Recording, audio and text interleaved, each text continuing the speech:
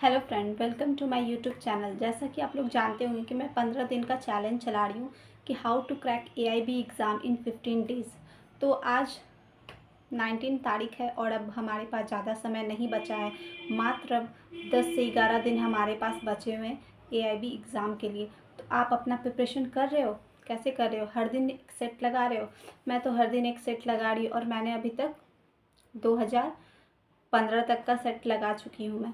आज मैं 2016 का सेट लगाऊंगी। तो आप लोग कैसे कर रहे हो?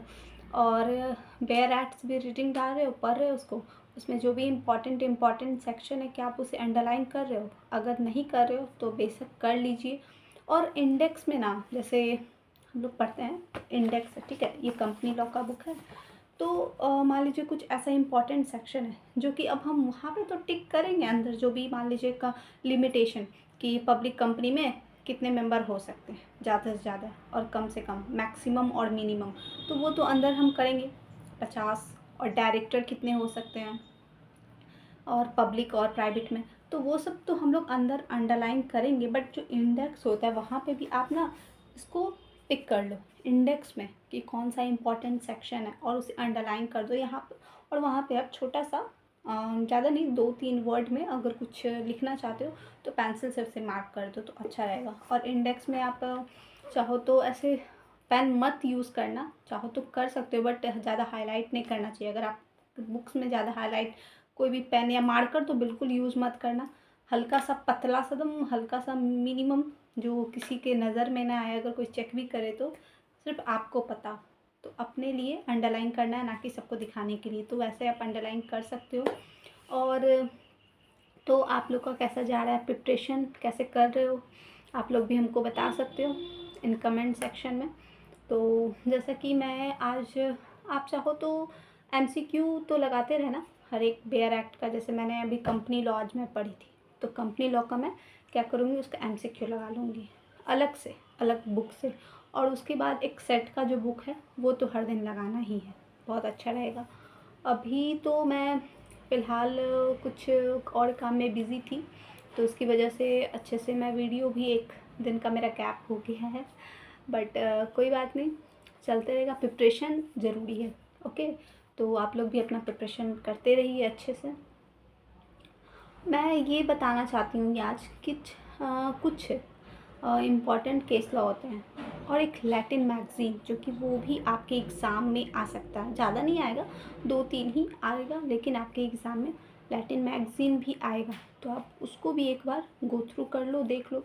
जो इम्पॉर्टेंट जो भी लैटिन मैगज़ीन है, 20-30 देख लोगे ना तो उससे काम आपका बन जाएगा। इससे ज़्यादा क्या ही आएगा। अब थोड़ी ना 150-200 लैटिन मैगज़ीन हम लोग को पढ़ना है। 20 से 30 अपना लैटिन मैगज़ीन आप लोग देख लो कि कौन कौन एग्ज़ाम में आ रहा है, तो आपका सही रहेगा फिर, ओके? और आप लोग क्या कर रहे हो, कैसे हो? और AIB का एग्ज़ाम का प्रिपरेशन अच्छा चल रहा है?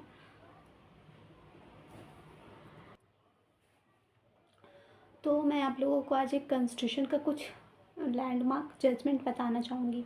आप लोग जानते होंगे बेरुबेरी केस के बारे में, जिसमें कहा गया था कि जो प्रियम्बल है वो पार्ट ऑफ द कॉन्स्टिट्यूशन नहीं है, लेकिन इसको पलट दिया गया केशवानंद भारती के केस में। और बहुत सारा इंपॉर्टेंट, जैसे गोलकनाथ का केस था, गोलकनाथ का एक केस था, फिर मेनका गांधी का केस है, सज्जन सिंह का केस है, शंकरी प्रसाद का केस है, SR मुंबई का केस है। ये सब इम्पॉर्टेंट लैंडमार्क जजमेंट है कॉन्स्टिट्यूशन के।